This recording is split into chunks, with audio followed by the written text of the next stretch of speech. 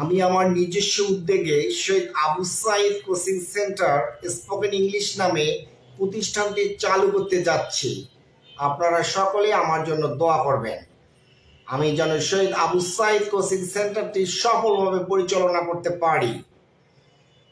আমি অনেক দিন থেকে চিন্তা করলাম যে শহীদ আবু সাইদ বাংলাদেশের জন্য জীবন দিয়েছে এবং বাংলাদেশকে বৈষম্য বিরোধী ছাত্র আন্দোলনের সফলভাবে শেষ করার সাহস দেখিয়েছিলেন। নিজেকে দেশের জন্য উৎসর্গ করেছেন, তাই আমি তাকে স্মরণ করে রাখার জন্য Shahid Abu Sayed coaching centre spoken English নামে প্রতিষ্ঠানটি চালু করলাম। আশা করি আপনারা বুঝতে পারছেন। যারা যারা শহীদ আবু সাইদকে ভালোবাসেন তারা দোয়া করবেন আমি যেন সফলভাবে প্রতিষ্ঠানটি পরিচালনা করতে পারি।